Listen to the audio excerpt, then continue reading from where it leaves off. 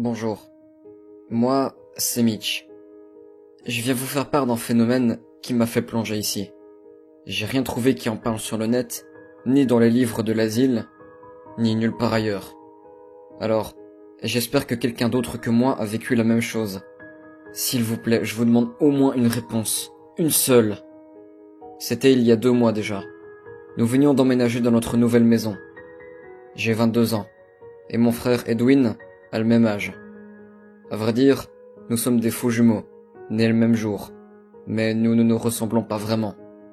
J'ai les cheveux noirs et courts, et lui les a bruns et mi-longs. Edwin appréciait que l'on passe du temps ensemble, et il faut savoir que ça fait bientôt 10 ans que nous ne sommes pas revus, et l'idée de partager une chambre nous ravit tous les deux. La soirée a été longue, nous avons déballé nos affaires, et nous avons immédiatement été nous coucher.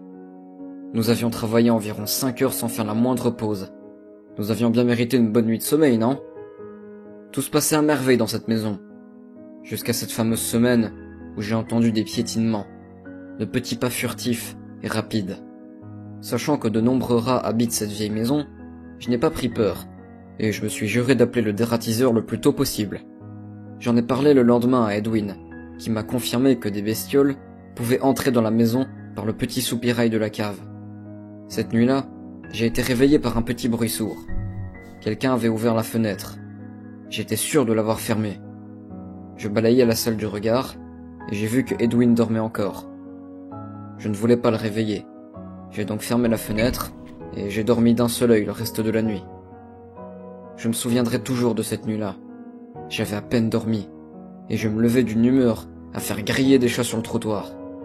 À peine arrivé dans la cuisine, j'ai été accueilli par un cri. Edwin a hurlé en me voyant. Il s'est précipité dans la salle de bain et m'a rapporté un miroir. Et j'ai poussé un cri moi aussi. J'avais une large balafre sur la joue. Et je n'avais aucune idée de comment c'était arrivé. Je n'avais rien fait de dangereux cette nuit. Et je n'avais rien hier soir pourtant. Edwin a toujours été le plus rapide de nous deux. En quelques minutes à peine, nous étions à l'hôpital. On m'a posé une dizaine de points de suture à même la chair, sans anesthésie. Je n'avais jamais eu aussi mal de toute ma vie. À la fin, j'avais l'impression d'avoir la joue en flammes. Et Edwin, prenant tout à la rigolade, ne se gênait pas pour me balancer quelques blagues durant tout le trajet jusqu'à la maison. Cette nuit-là, j'avais choisi de faire attention. Edwin m'a conseillé en rigolant de mettre du coton sur mes joues, histoire de les protéger. N'ayant plus de coton, et voulant retrouver une complicité avec mon frère, j'ai décidé de me scotcher les éponges sur les 2 joues. Au moins, aucun risque que quelque chose m'arrive. Et pourtant, le lendemain matin, je n'arrivais même plus à me lever. J'avais une énorme douleur au niveau du ventre. Edwin me taquinait, me disant que c'était parce que j'avais pris 4 parts du gâteau hier. Foutu gâteau, il aura eu ma peau. Edwin a finalement relevé la couette pour voir ce que j'avais, car ça semblait sérieux. Et alors qu'il découvrait ce qu'on m'avait fait, je l'ai vu blêmir. J'avais un trou béant au milieu du ventre. Plusieurs minutes plus tard, j'étais à l'hôpital, où j'ai rapidement été anesthésié et opéré. Je me suis réveillé le lendemain matin. Dans ma chambre se trouvaient Edwin et le docteur. Ce dernier m'a alors regardé dans les yeux et m'a dit « Monsieur, nous ne savons pas comment ni pourquoi, mais quelqu'un vous a retiré votre rein droit. Ne paniquez pas. On peut vivre avec un seul rein. Il faudra juste appliquer quelques mesures de prudence. Vous resterez quelque temps encore ici. » Je crois que ça a été l'une des plus grandes frayeurs de ma vie. On m'avait arraché un rein, en m'ouvrant à moitié le ventre. Et je ne m'en étais même pas rendu compte. Rester encore une semaine ici me ferait du bien. Je me sentais en sécurité ici, mais... Et Edwin? Il resterait encore à la maison, lui. Seul.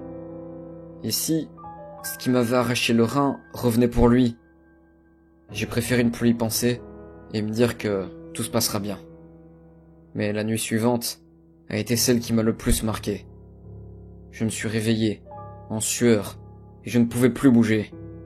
L'apnée du sommeil qu'on appelle ça. Une belle connerie, oui. Je me suis dit que ça passerait tout seul. À vrai dire, ça m'était déjà arrivé. Jusqu'à ce que je sente que quelque chose appuyait sur le lit.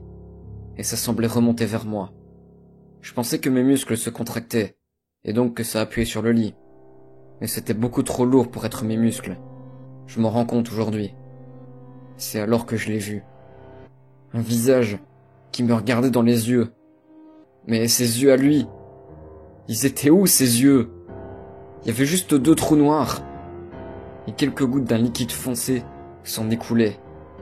Il n'avait pas de bouche non plus, juste un nez et 2 trous. J'essayais de bouger, je le jure, je faisais ce que je pouvais, jusqu'au moment où enfin, dans un élan d'instinct de survie, mon bras droit s'est libéré de la torpeur et a adressé une droite puissante à cette chose, qui a disparu dans un nuage de fumée.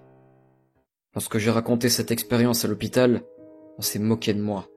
On m'a traité de fou, et j'ai eu plusieurs réunions avec les psychologues. Mais ils n'ont rien pu conclure quant à ma santé mentale. Aujourd'hui, enfin, je vais rentrer chez moi, et je reverrai Edwin. Lui seul pourra m'aider. Il devait venir me chercher devant l'hôpital à 2 heures de l'après-midi. J'ai poireauté jusqu'à 3h30. Personne n'est venu. Il m'aurait donc oublié? Sans doute, oui. Il était un peu tête en l'air, et je suis donc rentré à pied. Et là, je n'ai plus rien compris. La porte était ouverte, chose qui n'était pas normale, connaissant Edwin. Je rentrai alors dans la maison, et j'ai hurlé. « Edwin! Edwin !» J'ai grimpé les marches 4 à 4. Et là, même aujourd'hui, je trouve pas les mots. J'ai vu Edwin, allongé par terre, les yeux arrachés, baignant dans son sang. Et je savais que je pouvais pas détacher mes yeux de son cadavre. Je regrette toujours d'avoir levé le regard. Dans l'embrasure de la porte d'en face, j'ai vu ce truc. Il me regardait. Il semblait fier sous son masque, triomphant, la tête haute. Et ça s'est mis à avancer vers moi. Je n'ai jamais couru aussi vite. J'ai fui, comme un lâche. J'aurais dû me battre, venger mon frère.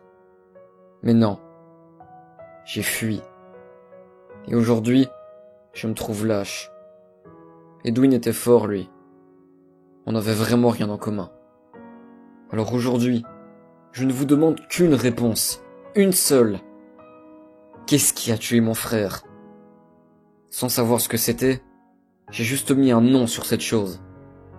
Je l'ai appelé Jack sans yeux.